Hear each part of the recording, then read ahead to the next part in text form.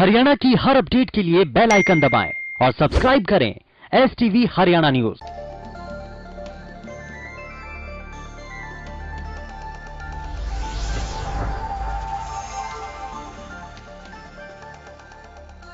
नमस्कार, हल्का हलचल देख रहे हैं आप। मैं हूं नंदिनी मिश्रा आपके साथ। प्रदेश में करीब 5.5 महीने से बंद चल रहे सरकारी और निजी स्कूल आज से शुरू हो गए हैं। जी हां, हालांकि अभी नियमित कक्षाएं तो शुरू नहीं होंगी, लेकिन 9वीं से 12वीं तक के छात्र शिक्षकों से किसी भी विषय को समझने और पढ़ाई संबंधी दूसरी समस्याओं के समाधान के लिए स्कूल आ सकते हैं।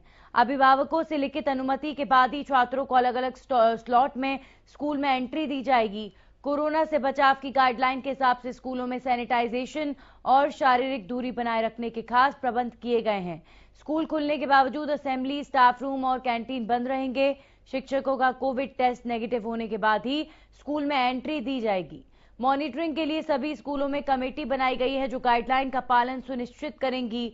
स्कूल में बच्चों की एंट्री और एग्जिट के लिए अलग अलग गेट बनाए गए हैं।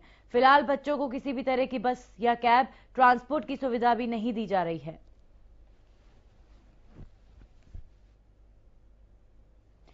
तो प्रदेश में करीब 5.5 महीने के बाद स्कूल खुल रहे हैं। सरकारी और निजी स्कूल आज से शुरू हो गए हैं।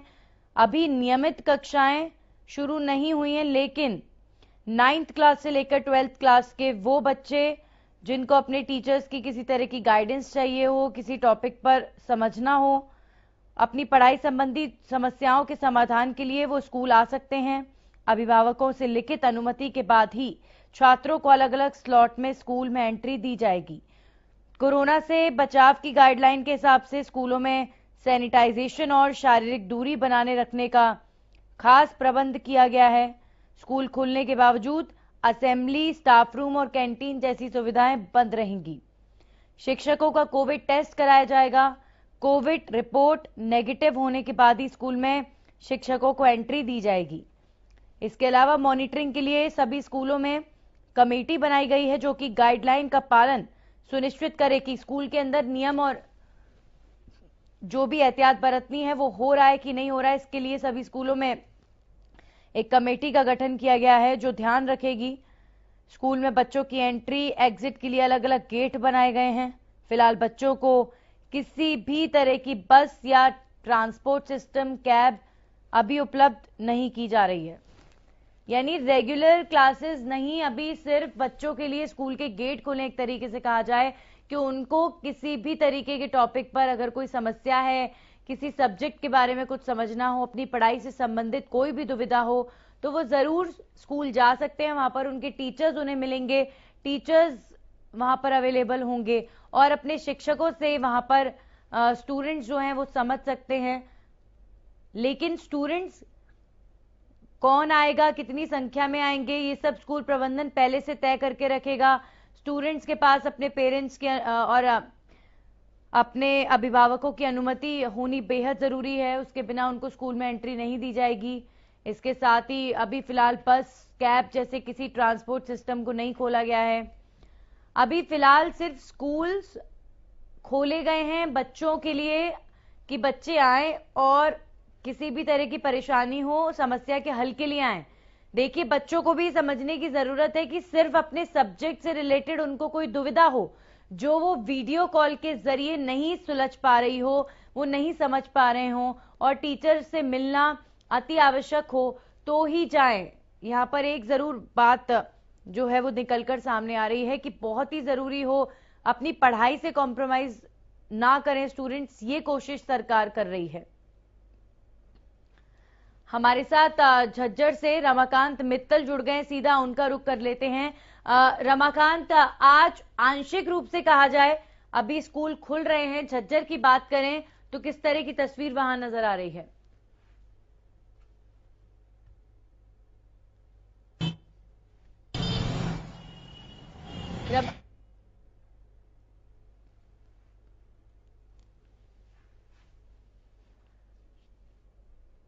चलिए, रमाकांत से संपर्क एक बार फिर से साधेंगे। बहरहाल आपको बता दें कि आज देखिए, देश के अंदर बहुत ज्यादा ऐसे प्रदेश नहीं है जो अपने स्कूल्स खोल रहे हों, लेकिन हरियाणा उन प्रदेशों में से एक है जहां पर स्कूल्स आज खोले गए हैं।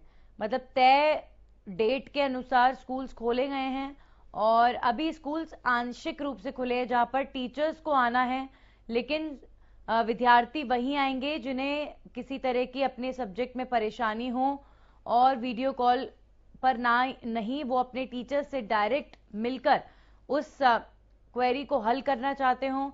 9th से लेकर 12th क्लास तक के बच्चों के लिए स्कूल खोले गए हैं, जिसमें से सैनिटाइजेशन, मास्क और सोशल डिस्टेंसिंग का पालन किया जाए, ये तय करने के लिए कि अगर स्कूल कोई गलती कर रहा है तो एक कमेटी भी बनाई गई है हर स्कूल के अंदर, वो इन नियमों का जरूर ध्यान रखेंगे कि किसी तरह की चूक ना हो, क्योंकि जरा सी चूक और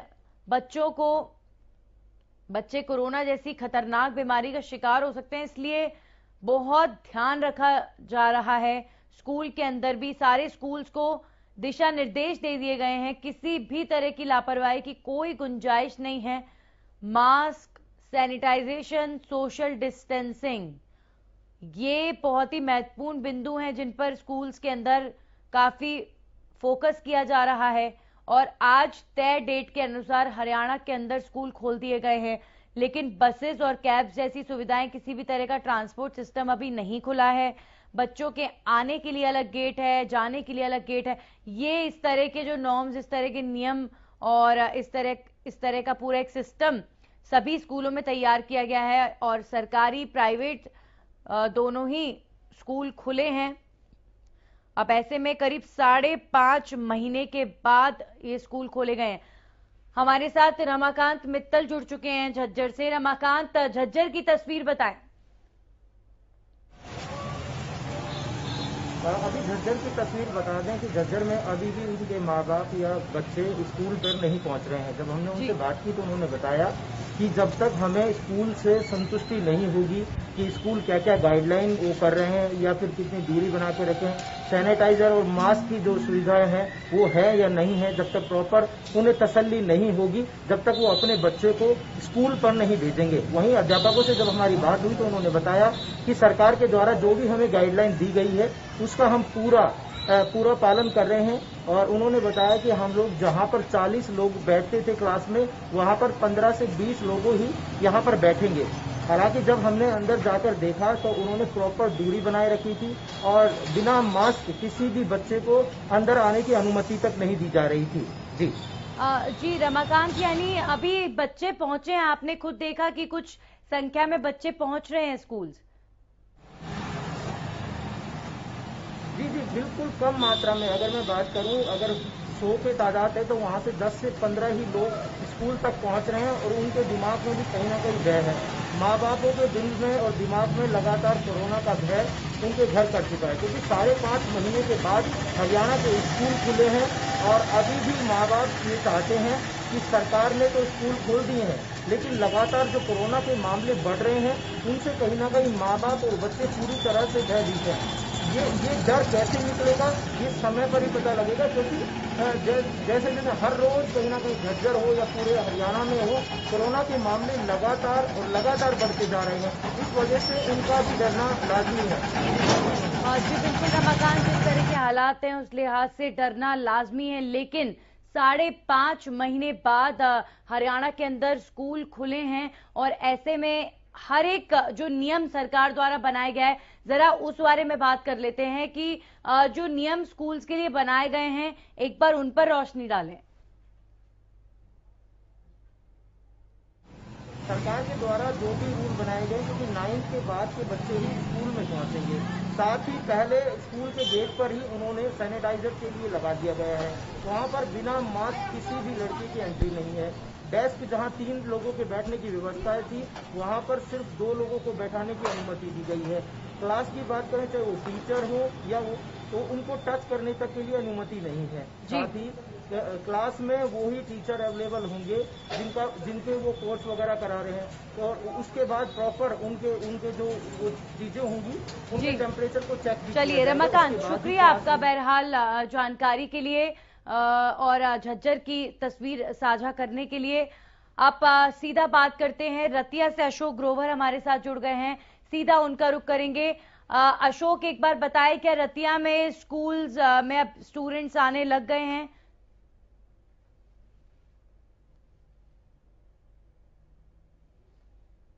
अशोक, मेरी आवाज आपको मिल रही है?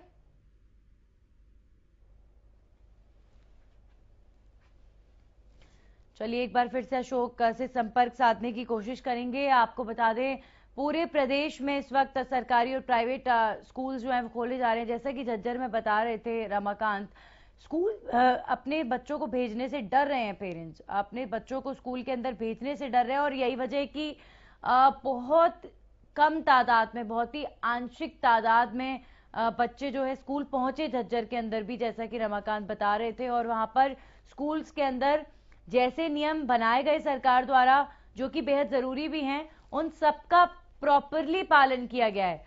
मतलब गेट पर एंट्री लेने से पहले सैनिटाइजेशन की व्यवस्था की गई है और इसके अलावा मास्क सभी, हर बच्चा, हर टीचर लगाए, हर कोई लगाए, इस बात पर भी काफी ध्यान दिया जा रहा है। और हमारे साथ अशोक ग्रोवर एक बार फिर से जुड़ गए हैं।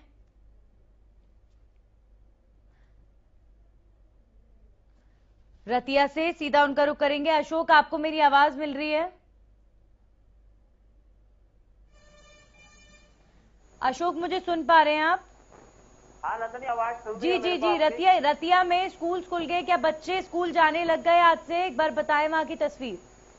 देखिए, मैं आपको बता दूं कि कोरोना काल के दौरान आज से जो स्कूल खुल रहे हैं उसको लेकर जो गाइडलाइन जारी की गई है उसमें सिर्फ बच्चे हैं जो वो अभिभावक है, पहले के उन्होंने पत्र लिए गए स्कूल द्वारा, और जो बच्चे हैं स्कूलों में अध्यापकों से परामर्श लेने के लिए आज जाएंगे स्कूल में जी। जिसको लेकर अलग अलग टाइम डिसाइड किया है। 9वीं 11वीं का अलग और 10वीं और 12वीं का अलग। इसको लेकर ही आज स्कूल में बच्चों से बातचीत होगी अध्यापकों की। जी जी बिल्कुल अशोक, इसके अलावा अगर बात करें तो क्या जैसे कि झज्जर में बता रहे थे हमें हमारे सहयोगी कि वहां पर बहुत ही कम तादाद में, मतलब पेरेंट्स अभी भी भले स्कूल खुल गए हों लेकिन अभिभावकों में काफी डर का माहौल है और वो बच्चों को भेज नहीं रहे हैं। स्कूल खुल चुके हों लेकिन बच्चों को बहुत ही कम तादाद में भेजा गया है। देखिए, इसमें कोई दो राय नहीं है। जो अभिभावक है वो कोरोना काल से बच्चों को बचाने में लगे हुए हैं और डर भी है क्योंकि इस एरिया में कोरोना का जो कहर जारी है, जिसको लेकर सबसे पहले स्कूल द्वारा, जो स्कूल प्रबंधन है उनके द्वारा भी कई पुख्ता इंतजाम किए गए हैं। उसके ऊपर सैनिटाइजर की व्यवस्था की गई है, उसके अलावा जो मास्क लगाने की व्यवस्था की गई है। वहीं जो बच्चों को परामर्श देने के लिए अलग अलग अध्यापकों की नियुक्ति की है, उसको भी जो बच्चे हैं उसको भी अलग अलग संख्या में की है, उसको भी जो बच्चे हैं उसको भी अलग अलग संख्या में बांटा गया है। जी नंदनी।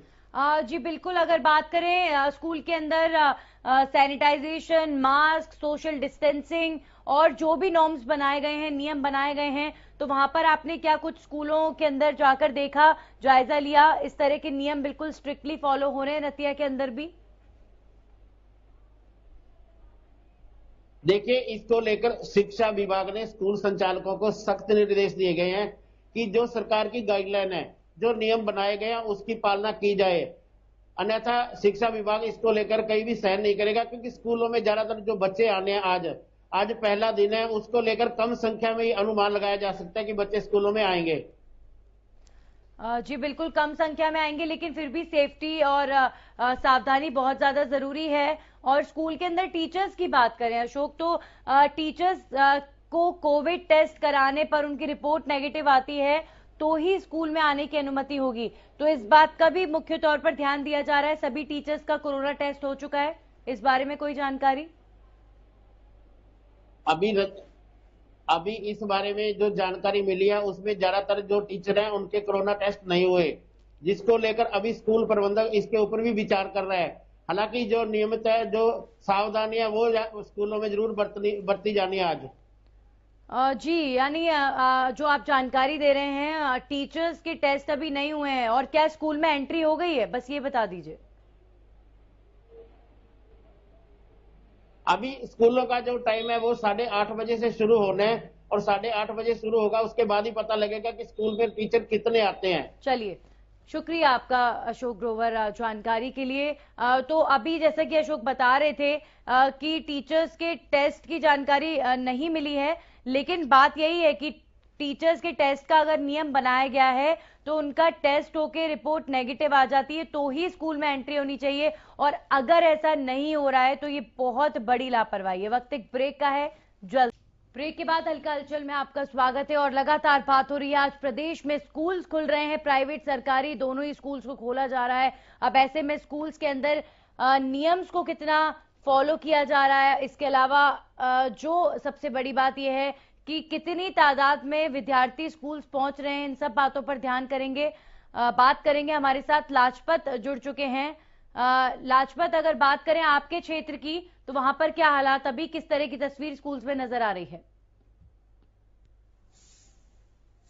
जी बिल्कुल नंदिनी, आज हम हैं राई, जो विश्वामित्र बड़ा स्कूल है जिसको मॉडल स्कूल का भी नाम इसी साल मिला है, और वहाँ के जो प्रिंसिपल हैं वो मेरे साथ है। उनसे जानने का प्रयास करेंगे कि क्लास में कितने बच्चों की परमिशन है, किस तरह के टीचर हैं। लेकिन बड़ा सवाल नंदिनी ये है कि जो टीचर हैं उनके अभी तक कोरोना टेस्ट नहीं हुए हैं। ऐसे में बड़ा सवाल उठता है कि पहले कोरोना टेस्ट होने चाहिए थे, तभी स्कूलों को खुलने की परमिशन मिलनी चाहिए थी। ये प्रशासन की बड़ी लापरवाही है। ऐसे में कहीं ना कहीं टीचर या कोई बच्चा अगर पॉजिटिव होता है तो पूरे का पूरा स्कूल इसमें चपेट में आ सकता है। जो हमारे साथ यहाँ पर जो प्रिंसिपल है स्कूल की, उनसे जानने का प्रयास करते हैं कि किस तरह की आपके पास परमिशन आई है, क्या कुछ जानकारी? From health department, it has been schedule has been given on 22 और 23 हमारा बिग स्टाफ है, जिसमें कि कल और परसों में हमारा सबका जो है वो टेस्ट होना है, कोरोना टेस्ट सैंपलिंग होनी है, और बच्चों की हमने जो है वो सैनिटाइजेशन इन एवरी क्लासरूम। एक अच्छी क्राउड है हमारे स्कूल में, मॉडल संस्कृति स्कूल उसको नेम दिया जा रहा है, इसके लिए तैयारियां की जा रही है, और इसके लिए हमने प्रॉपर व्यवस्था कर ली है, और प्रॉपर डिस्टेंसिंग को ध्यान में रखते हुए, हिदायतों को ध्यान में रखते हुए हमने अपने स्कूल में बोर्ड क्लासेस को ही केवल बुलाया है। 20 बच्चे जो है वो उनका प्रॉपर रिकॉर्ड दिया जाएगा, और उन्हीं को ही, उन्हीं की व्यवस्था जो है वो उसी से संबंधित जो हमारे प्राध्यापक है वही आज एक उनसे परामर्श लिया जाएगा, और उनके अभिभावकों की सहमति पत्र भी साथ में दिया जाएगा। तो मैडम, आपका क्षेत्र काफी बड़ा है, यहाँ पे औद्योगिक क्षेत्र काफी बड़ा है, माइनर बच्चे हैं, तो इनके भी क्या कोरोना टेस्ट होने चाहिए? क्योंकि ये बच्चे भी अगर पॉजिटिव निकले तो बड़ा सवाल बनता है। आई थिंक इट इज बिल्कुल होना चाहिए, एक लिमिटेड उसमें जैसे कि बुलाए जा रहे हैं। चलिए, बच्चे रोज बिल्कुल लाजपत, बहुत बहुत शुक्रिया आपका। टीचर्स से भी आपने बातचीत करी और आप स्कूल पहुंचे, सारे इंतजामात को आपने दिखाया, बहुत बहुत शुक्रिया आपका हमारे साथ जुड़ने के लिए। तो आपने देखा किस तरीके से स्कूलों के अंदर पूरी तैयारी की गई है, लेकिन काफी कम संख्या में स्टूडेंट्स पहुंच रहे हैं। चलिए अब रुक करेंगे इस वक्त की बड़ी खबर का, और कांग्रेस को लेकर बातचीत करेंगे, जहां पर कृषि बिलों के खिलाफ कांग्रेस प्रदर्शन करेगी। किसानों के समर्थन के साथ ये प्रदर्शन आयोजित होगा। लघु सचिवालय पर धरना देंगे कांग्रेसी नेता। जहां और इस खबर पर तमाम जानकारी के साथ हिसार से अनूप कुंडू हमारे साथ जुड़ चुके, सीधा उनका रुख करेंगे। अनूप, बात करें कांग्रेस के विरोध प्रदर्शन की, तो आज किस तरह का पूरा दिन रहने वाला है? क्या कांग्रेसी नेता यहां पर किसानों के साथ मिलकर प्रदर्शन करने वाले हैं, क्या जानकारी?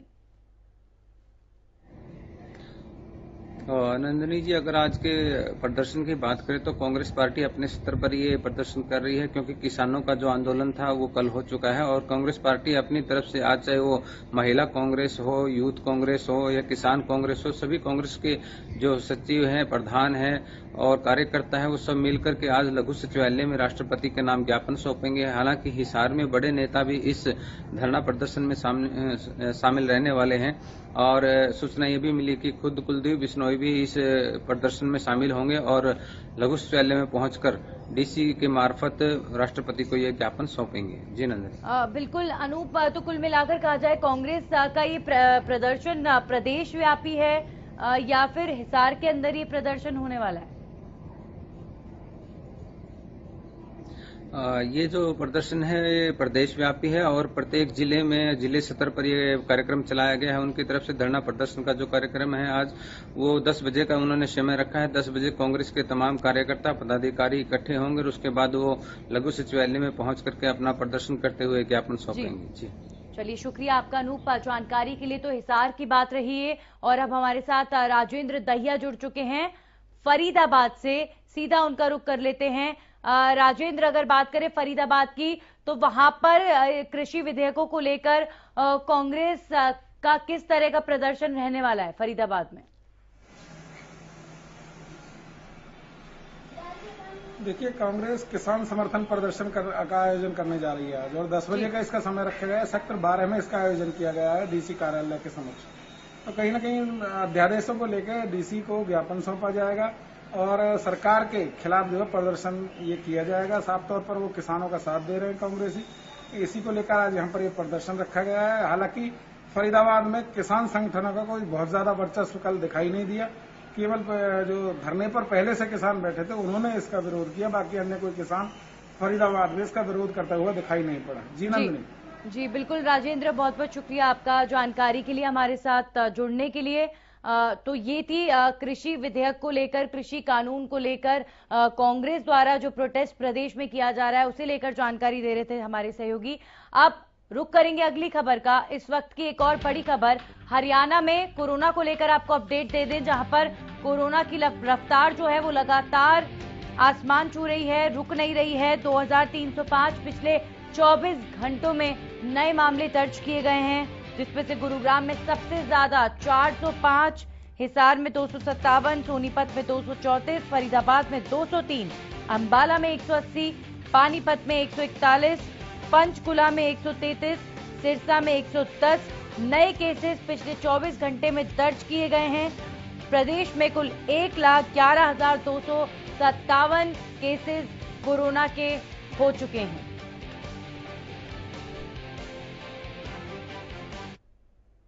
और इसी जानकारी के साथ बुलेटिन में इतना ही। ब्रेक के बाद देखें किस्मत कनेक्शन।